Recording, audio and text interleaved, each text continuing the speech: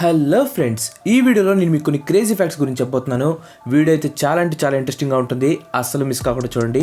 Let's get in to the show. Crores, అదేనండి కాకులు. Already మన ప్రీవియస్ వీడియోస్లో కాకుల గురించి ఒక ఫ్యాక్ట్ చెప్పాం. అదేనండి, కాకులు మనుషులు గుర్తుపడతాయని, వాళ్ళపైన పగబడతాయని. సో ఈ పగలో ప్రతీకారాలు పక్కన పెట్టేస్తే స్వీడన్ వాళ్ళు ఈ కాకుల్ని రోడ్లు క్లీన్ చేయడానికి యూజ్ చేస్తున్నారు. అదెలా అంటారా? ఏం లేదు, స్వీడన్లోని ఒక company the keep Sweden tidy foundations Covid cleaning trial initiative అనే ప్రొసీజర్లో భాగంగా కాకుల్ని ట్రైన్ చేస్తున్నారు. అంటే సిటీలో రోడ్లపైన మనం చూస్తూనే ఉంటాం, ఎక్కడ పడితే అక్కడ సిగరెట్ పీకలు అలా పడేస్తూ ఉంటారు. సో అలాంటి సిగరెట్ పీకల్ని తీసుకొచ్చి డస్ట్బిన్లో పడేసేలాగా వాళ్ళ కాకుల్ని ట్రైన్ చేస్తున్నారు. అదెలా పాసిబుల్ అంటారా? ఏం లేదు, ఈ సిగరెట్ పీకలు ఏవైతే ఉన్నాయో వాటిని తీసుకొచ్చి వైండింగ్ మిషన్ లాంటి డస్ట్బిన్లో కనుక వేస్తే ఆ క్రోస్కి ఫుడ్ వచ్చేలాగా ఈ మిషన్ని తయారు చేశారు. అలా అని చెప్పి ఏది పడితే తీసుకొని వచ్చి ఆ మిషన్లో వేస్తే ఆ మిషన్ దానికి ఫుడ్ అవ్వదు. ఓన్లీ సిగరెట్ పీకలు దాంట్లో వేస్తేనే అది ఫుడ్ ఇచ్చేలాగా ఆ మిషన్ని తయారు చేశారు. కాకులతో క్లీనింగ్. బాగుంది కదా friends. Present India versus West Indies matches జరుగుతున్నాయి అండ్ అలాగే పిఎస్ఎల్ కూడా జరుగుతుంది. సో మీ ఇష్టమైన టీం పైన ప్రిడిక్ట్ చేసి మనీ ఎంచడానికి మీకు మంచి రియలబుల్ యాప్ గురించి చెప్తాను. ఇందులో మీ ఫస్ట్ డిపాజిట్ పైన మీకు 25,000 వరకు బోనస్ వస్తుంది.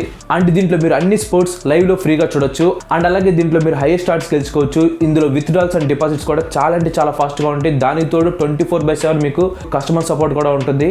అండ్ ఇందులో మీకు అన్ని payment methods accepted, like phone pay, Google pay, UP లాంటివి. అండ్ ఇంకో విషయం ఏంటంటే దీనికి బ్రాండ్ అంబాసిడర్ వచ్చేసి మెక్కెలం.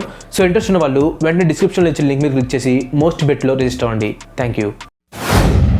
మీకు నేరాలు ఘోరాలు షో గురించి తెలుసా? తెలీదా? అయితే ఇంట్రో మ్యూజిక్ వినండి, మీకే అర్థమవుతుంది.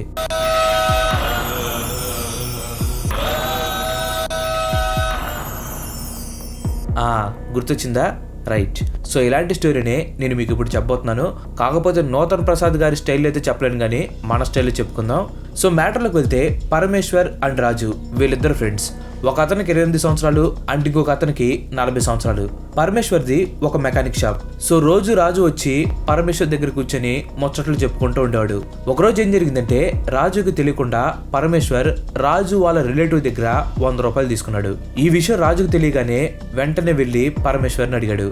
మావాడి దగ్గర 100 రూపాయలు ఎందుకు తీసుకున్నావు, వెంటనే తిరిగిచ్చి అని చెప్పేసి పరమేశ్వర్ పైన గొడవ దిగాడు. వాడి దగ్గర నేను డబ్బులు తీసుకుంటే నీకొచ్చిన బాధ ఏందని చెప్పి పక్కనే చేతి కింద రాడ్ ఒకటి తీసుకుని తన తల పగలగొట్టాడు. అంతే, స్పాట్ లో రాజు చనిపోయాడు. దీంతో పరమేశ్వర్కి ఏం చేయాలో తెలియక దాన్ని సూసైడ్ లాగా కన్వర్ట్ చేయాలని చెప్పి తన బాడీని తగలబెట్టేశాడు. కానీ పోలీస్ ఇన్వెస్టిగేషన్ లో మాత్రం మొత్తం తెలిసిపోయింది. దీంతో పోలీసులు పరమేశ్వర్ని అరెస్ట్ చేశారు. అయినా రోజు కలిసి కూర్చొని మాట్లాడుకునే వాళ్ళు 100 రూపాయల కోసం కూర్చొని మాట్లాడుకుంటే అయిపోయింది కదా. ఇప్పుడు చూడండి, అనవసరంగా ఒక ప్రాణం పోయింది. మీకు బోర్ కొడితే ఏం చేస్తారు? ఏముంది, మహా అయితే సినిమా చూస్తాం, లేదంటే బయటికి వెళ్తాం. మరీ ఎక్కువ బోర్ కొట్టేసింది అనుకోండి, యూట్యూబ్ ఓపెన్ చేసి క్రేజీ టోనీ వీడియోస్ చూస్తూ ఉంటారా? థ్యాంక్స్ అండి, మీ అభిమానానికి చాలా మంచిది. కాకపోతే ఒక సెక్యూరిటీ గార్డ్ మాత్రం ఒక విచిత్రమైన పని చేశాడు. ఆ పని చేయడంతో తనకు 40,000 రూపాయలు ఫైన్ వేశారు. ఎంతగా అతను చేసిన పని ఏంటో తెలుసా? వెస్ట్ సెంట్రల్ రష్యాలోని ఒక మ్యూజియంలో ఒక పెయింటింగ్ ఉంది. దాని వాల్యూ వచ్చేసి దాదాపుగా 7.5 కోట్లు. ఈ వ్యక్తి ఎవరైతే ఉన్నారో అతను ఆ మ్యూజియంకి సెక్యూరిటీ గార్డ్. సో మనోడికి వర్క్ టైంలో బాగా బోర్ కొట్టేసరికి ఏం చేయాలో తెలియక ఈ 7.5 కోట్ల పెయింటింగ్ పైన ఇదిగో ఇలా బాల్ పెన్నుతో మనిషి కళ్ళు వేసినట్టు వేశాడు. సో ఇలా చేయడంతో అతను వెంటనే పనిలో నుంచి తీసేసి 40,000 రూపాయలు ఫైన్ వేశారు.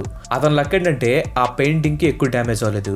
అతను డ్రా చేసిన కళ్ళు ఏవైతే ఉన్నాయో వాటిని 2 లక్షలు ఖర్చు పెట్టి ఆ మ్యూజియం వాళ్ళు తొలగించేశారు. మనలో చాలా మంది పావును చూడాల్సిన అవసరం లేదు, జస్ట్ హిస్ అనే సౌండ్ చాలు, వెంటనే అక్కడి నుంచి కిలోమీటర్ దూరం ఆకుండా పరిగెత్తాం. అలాంటిది బిల్ హైస్ట్ అనే అతను తన జీవిత కాలంలో మొత్తం 173 సార్లు స్నేక్ బైట్కి గురయ్యాడు. అండ్ మీరు అనుకోవచ్చు ఏదో యాక్సిడెంటల్గా జరిగిందని, కానీ కాదు, తను ఇంటెన్షనల్ గానే 173 సార్లు పాము చేత కాటు వేపించుకున్నాడు. అండ్ ఇలా కాటు వేపించుకున్నప్పుడు తనకి 20 సార్లు సివియర్ గా ఎఫెక్ట్ కూడా అయింది. తన లైఫ్ మొత్తంలో తను దాదాపుగా 10,000 పాముల్ని కలెక్ట్ చేశాడు. రకరకాల పాముల నుండి రకరకాల విషయాల్ని తీసుకుని వాటి మీద ఎక్స్పెరిమెంట్ చేయడం స్టార్ట్ చేశాడు. అండ్ ఇదంతా జస్ట్ అతను ఫన్ కోసం అయితే చేయలేదు. స్నేక్స్ మీద వాటి విషయం పైన రీసెర్చ్ చేసి వాటికి యాంటీడోట్ ని అతను కనిపెట్టాడు. పాము కాటుకు గురైన ఎంతో మందికి ఇతను బ్లడ్ డొనేట్ కూడా చేశాడు. సో మొత్తానికి చెప్పాలంటే ప్రజెంట్ మనం పాము కాటుకు యూజ్ చేస్తున్న మెడిసిన్స్ ఏవైతే ఉన్నాయో వాటిల్లో చాలా వరకు ఇతని ఎక్స్పెరిమెంట్స్ ద్వారా కనుక్కున్నవే.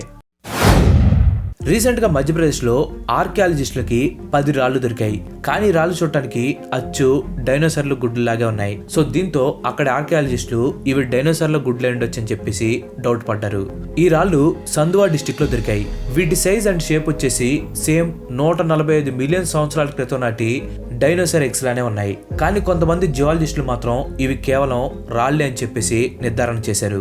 కొన్ని మిలియన్ సంవత్సరాల తర్వాత ఓల్డ్ బ్యాలిస్టిక్ రాక్స్ ఇలాంటి షేప్ అండ్ సైజ్ లోకి మారిపోతూ ఉంటాయని చెప్పేసి వాళ్ళు తెలిపారు.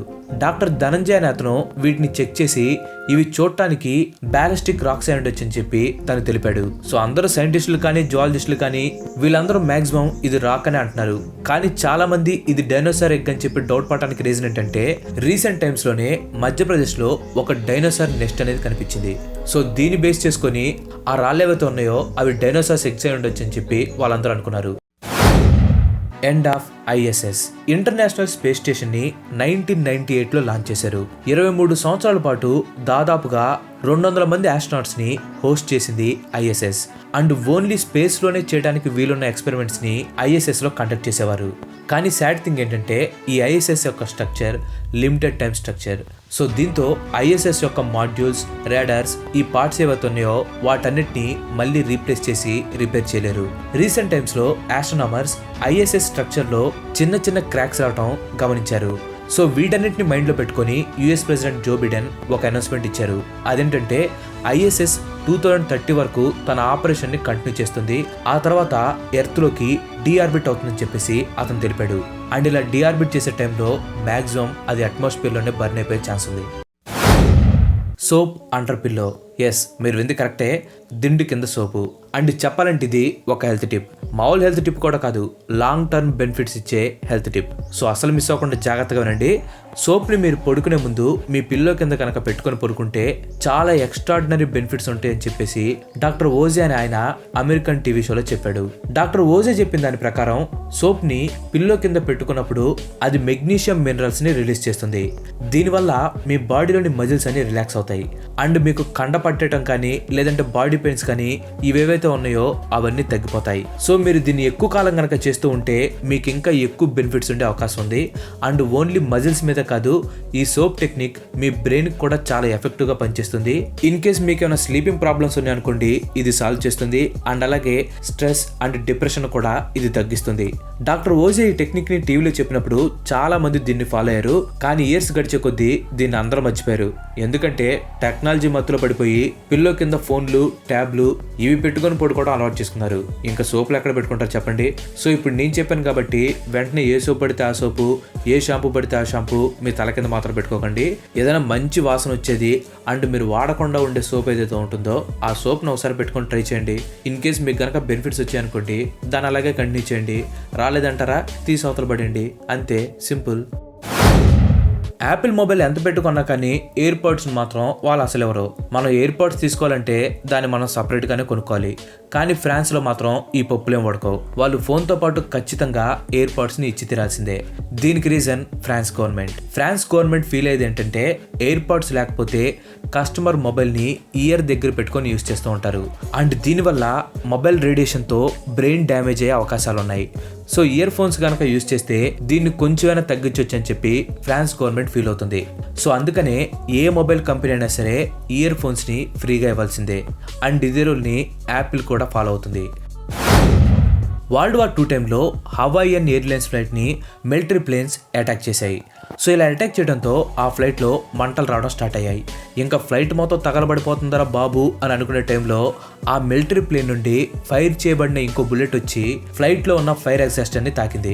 అదేనండి, ఏదైనా అగ్ని ప్రమాదం జరిగినప్పుడు వెంటనే ఇలాంటి సిలిండర్ ఒకటి తీసుకొని మంటలాడుతూ చూడండి, దానికి వెళ్ళి ఈ బుల్లెట్ డైరెక్ట్ తగిలింది.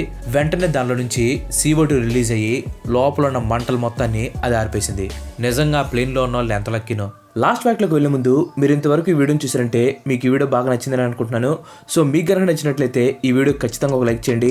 అండ్ అలాగే మీరు ఇంతవరకు మన ఛానల్ కనుక సబ్స్క్రైబ్ అవ్వనట్లయితే మన ఛానల్కి తప్పకుండా సబ్స్క్రైబ్ అవ్వండి. దాంతోపాటు పక్కన ఉన్న గంట కూడా యాక్టివేట్ చేసేయండి. ఆల్రెడీ లైక్ చేసి, షేర్ చేసి, సబ్స్క్రైబ్ చేసిన వారికి చాలా చాలా thanks. Andrew Charles stander south ఆఫ్రికాలోని మంచి పోలీస్ ఆఫీసర్. అండ్ ఇతనికి ఇంకో పార్ట్ టైం జాబ్ కూడా ఉంది. అదేంటంటే బ్యాంకులు రాబరీ చేయడం. ఆండ్రూకి పోలీస్ అవడం అసలు ఇష్టం లేదు. కానీ అతని ఫాదర్ బలవంతం మీద అతను పోలీస్ అయ్యాడు. అతను ఫాదర్ కి బాగా పలుకుబడి ఉండడంతో ఆండ్రూకి ప్రమోషన్లు కూడా ఒకదాని మీద ఒకటి వెంటనే వచ్చేసాయి. కానీ ఆండ్రూకి మాత్రం ఎలాంటి సాటిస్ఫాక్షన్ లేదు. ఎందుకంటే అతనికి పోలీస్ జాబ్ అంటే అసలు ఇష్టం లేదు కాబట్టి. అండ్ తన పర్సనల్ లైఫ్ కూడా అంతగా బాగుండేది కాదు. వాళ్ళ వైఫ్ కి డివోర్స్ ఇచ్చేసాడు అండ్ పిల్లలతో కూడా సరిగ్గా ఉండేవాడు కాదు. సో దీంతో 1970s లో అతని ఇంట్రెస్ట్ బ్యాంకుల మీద పడింది. సో ఒకరోజు లంచ్ బ్రేక్ అని చెప్పి విగ్ పెట్టుకుని ఫేక్ గడ్డం పెట్టుకుని ఫ్లైట్ ఎక్కేసి డర్బన్ వెళ్ళాడు. అక్కడ ఒక బ్యాంక్ లోకి వెళ్ళి వాళ్ళకి గన్ చూపించి క్యాషియర్ ని బెదిరించి క్యాష్ తీసుకుని మళ్ళీ వెనక్కి వచ్చేసాడు. ఇంకప్పటి నుండి తను బ్యాంక్స్ రాబరీ చేయడం స్టార్ట్ చేశాడు. లంచ్ టైంలో బ్యాంకులను దొంగలించడం, ఏమీ తెలియనట్టు మళ్ళీ అదే బ్యాంక్ వెళ్ళి తను ఇన్వెస్టిగేషన్ చేయడం స్టార్ట్ చేశాడు. ఇలా దాదాపుగా 3 సంవత్సరాల పాటు తను బ్యాంక్ లో దొంగతనాలు చేశాడు. కానీ ఫైనల్ గా జనవరి 1980లో ఒక బ్యాంక్ రాబరీ చేస్తూ ఉండగా తను పట్టుపడ్డాడు. సో ఏదైతేనేమి చివరికి తనకు నచ్చిన పోలీస్ జాబ్ నైతే తను వదిలేసుకున్నాడు. అంటే వదిలేసుకోవడం కాదులేండి, వాళ్ళే తీసేశారు. Thanks for watching. ఈ వీడియో కనుక మీకు నచ్చినట్టయితే లైక్ చేయండి, షేర్ చేయండి. అండ్ అలాగే నేను నెక్స్ట్ ఎపిసోడ్ మిస్ కావద్దు అనుకుంటే మన ఛానల్కి తప్పకుండా సబ్స్క్రైబ్ అవ్వండి. ఇంకో మంచి ఎపిసోడ్తో మళ్ళీ కలుద్దాం. Till then bye bye, have nice day.